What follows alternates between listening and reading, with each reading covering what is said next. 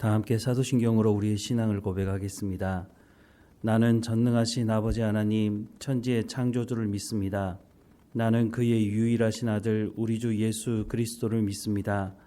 그는 성령으로 잉태되어 동정녀 마리아에게서 나시고 본디오 빌라도에게 고난을 받아 십자가에 못 박혀 죽으시고 장사된 지 사흘 만에 죽은 자 가운데서 다시 살아나셨으며 하늘에 오르시어 전능하신 아버지 하나님 우편에 앉아 계시다가 거기로부터 살아있는 자와 죽은 자를 심판하러 오십니다. 나는 성령을 믿으며 거룩한 공교회와 성도의 교제와 죄를 용서받는 것과 몸의 부활과 영생을 믿습니다. 아멘. 찬송가 263장 함께 찬양하겠습니다. 263장 함께 찬양하겠습니다. 이 세상 엄하고 나 비록 약하나 늘 기도 힘쓰면 큰 권능 얻겠네. 주의 은혜로 대속받아서 피와 같이 붉은 죄 눈 같이 이겠네.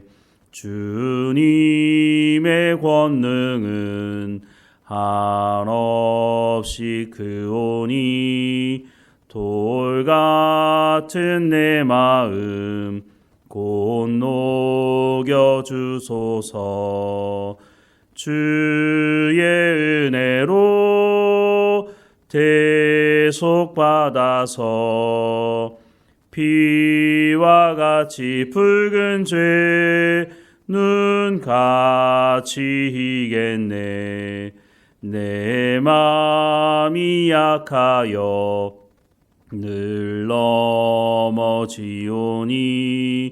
주 예수 힘주사 굳세게 하소서.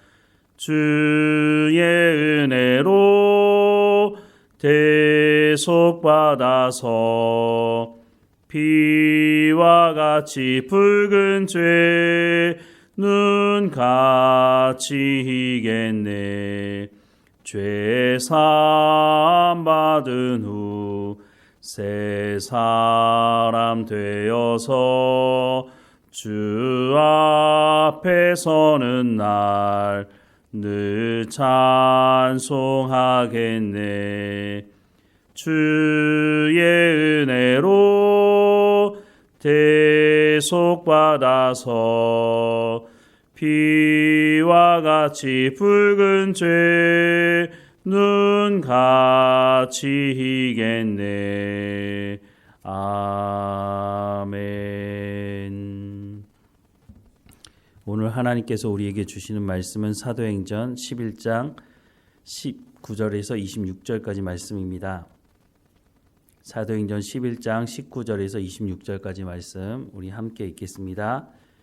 그때 스데반의 일로 일어난 환란으로 말미암아 흩어진 자들이 베니게와 구브로와 안디옥까지 이르러 유대인에게만 말씀을 전하는데 그 중에 구브로와 구레네 몇 사람이 안디옥에 이르러 헬라인에게도 말하여 주 예수를 전파하니 주의 손이 그들과 함께 하심에 수많은 사람들이 믿고 주께 돌아오더라. 예루살렘 교회가 이 사람들의 소문을 듣고 바나바를 안디옥까지 보내니 그가 이르러 하나님의 은혜를 보고 기뻐하여 모든 사람에게 굳건한 마음으로 주와 함께 머물러 있으라 권하니 바나바는 착한 사람이요 성령과 믿음이 충만한 사람이라. 이에 큰 무리가 주께 더하여지더라. 바나바가 사울을 찾으러 다소에 가서 만남에 안디옥에 데리고 와서 둘이 교회에 1년간 모여 있어 큰 무리를 가르쳤고 제자들이 안디옥에서 비로소 그리스도인이라 일컬음을 받게 되었더라. 아멘. 사도행전 말씀을 보면 교회가 성장하는 여러 가지 분기점이 기록되어져 있습니다. 그 중에 하나가 사울이 예수님을 만나고 회심한 사건이었습니다. 사울이 다메섹에 가다가 예수님을 만나고 회심하게 되는데요. 사도행전 9장 18절에서 22절 말씀에 보면 즉시 사울의 눈에서 비늘 같은 것이 벗어져 다시 보게 된지라. 일어나 세례를 받고 음식을 먹음에 강건하여 지니라. 사울이 다메섹에 있는 제자들과 함께 며칠 있을새 즉시로 각 회당에서 예수가 하나님의 아들이심을 전파하니 듣는 사람이 다 놀라 말하되 이 사람이 예루살렘에서 이 이름을 부르는 사람을 멸하려던 자가 아니냐. 여기 온 것도 그들을 결박하여 대제사장들에게 끌어가고자 함이 아니냐 하더라. 사울은 힘을 더 얻어 예수를 그리스도라 증언하여 다메섹에 사는 유대인들을 당혹하게 하니라 라고 말씀을 하고 있습니다. 이렇게 예수님을 만난 이 사울이 예루살렘으로도 가게 되는데 그 예루살렘에서도 즉시로 예수가 그리스도다 하나님의 아들이심을 담대하게 증거하는 모습을 볼 수 있는데요. 27절 이하의 말씀에 바나바가 데리고 사도들에게 가서 그가 길에서 어떻게 주를 보았는지와 주께서 그에게 말씀하신 일과 다메섹에서 그가 어떻게 예수의 이름으로 담대히 말하였는지를 전파하니라.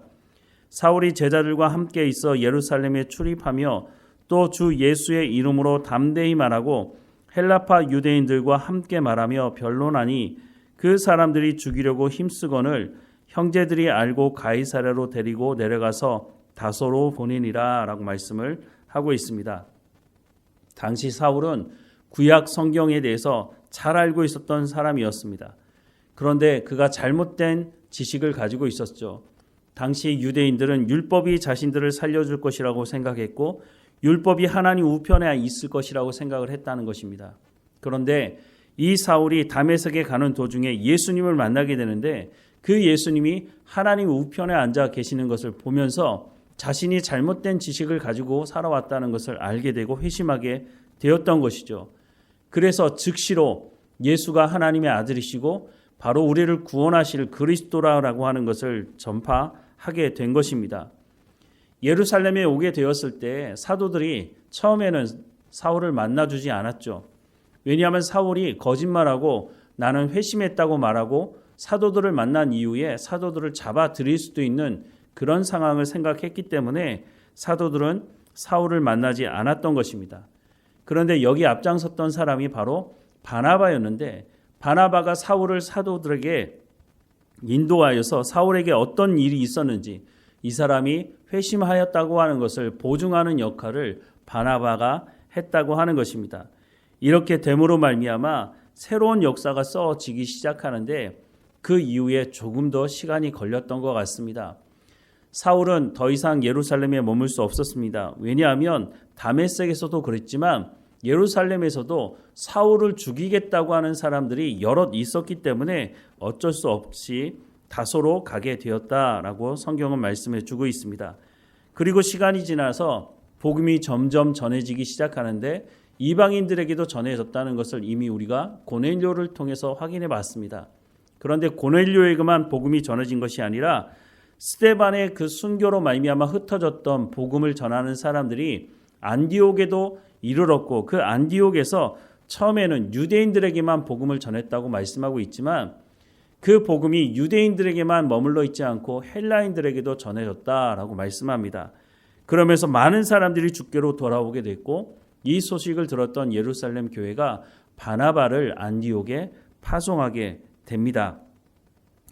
오늘 보면 19절부터 말씀을 보면 그때 스데반의 일로 일어난 환란으로 말미암아 흩어진 자들이 베니게와 구브로와 안디옥까지 이르러 유대인에게만 말씀을 전하는데 그 중에 구브로와 구레네 몇 사람이 안디옥에 이르러 헬라인에게도 말하여 주 예수를 전파하니 주의 손이 그들과 함께 하심에 수많은 사람들이 믿고 주께 돌아오더라. 예루살렘 교회가 이 사람들의 소문을 듣고 바나바를 안디옥까지 보내니 그가 이르러 하나님의 은혜를 보고 기뻐하여 모든 사람에게 굳건한 마음으로 주와 함께 머물러 있으라 권하니라고 하며 복음을 전하게 됐죠.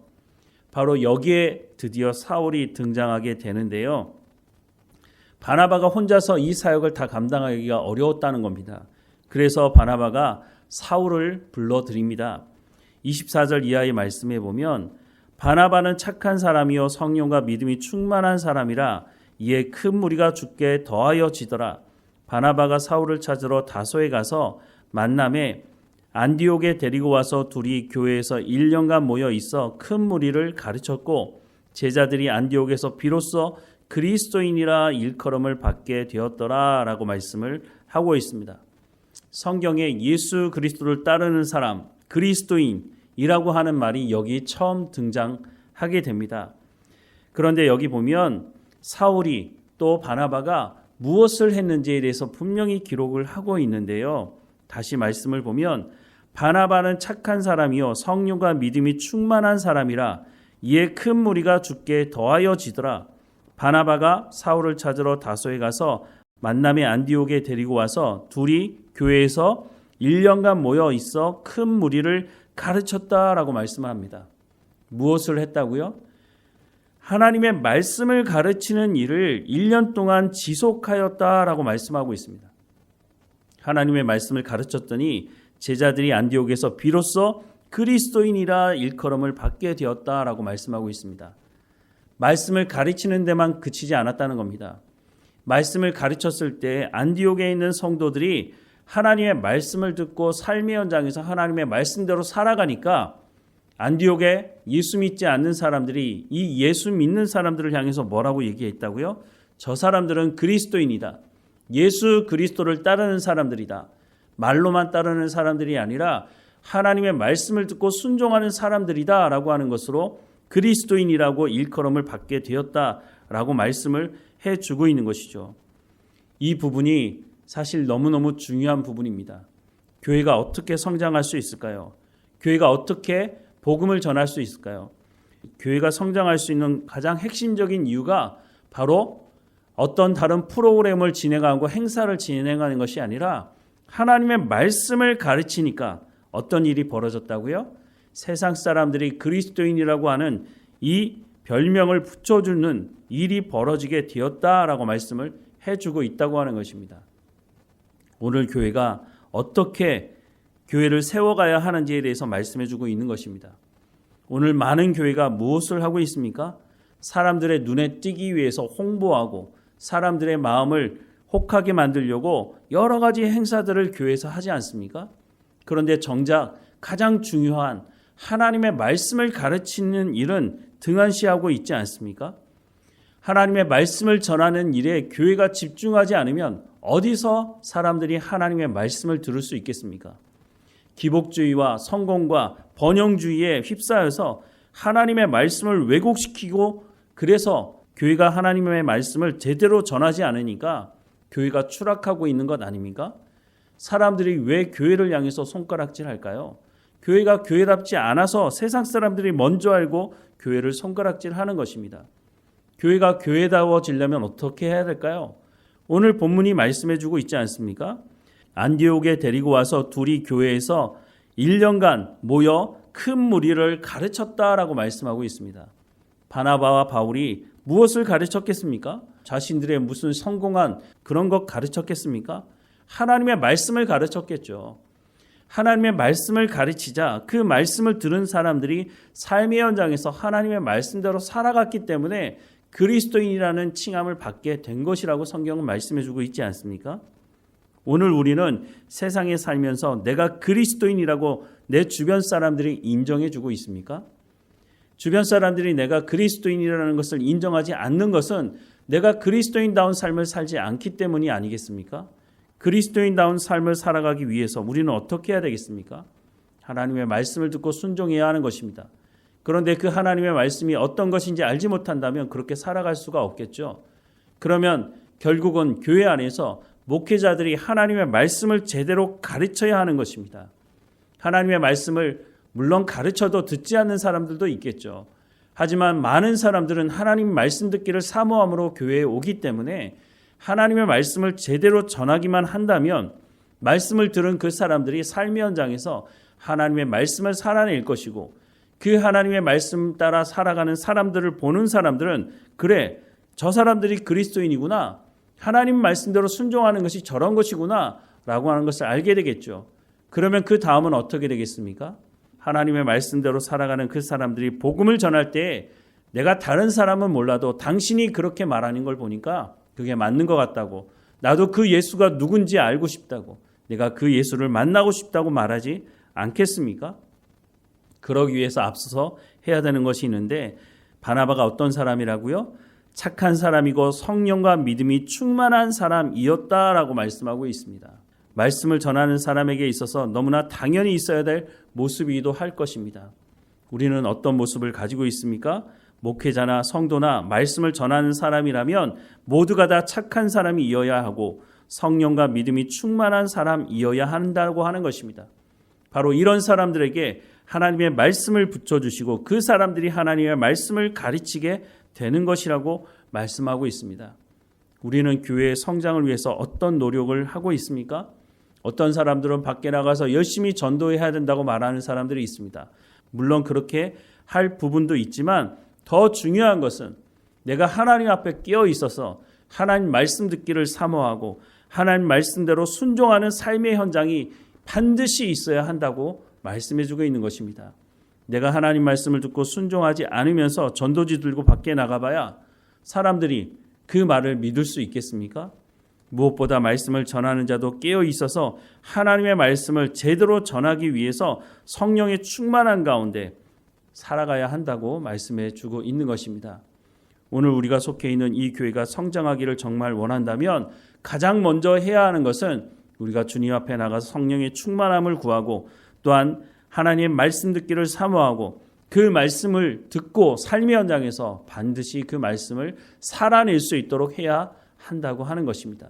그러면 하나님께서 사람들을 붙여주신다고 성경에서 말씀하고 있지 않습니까?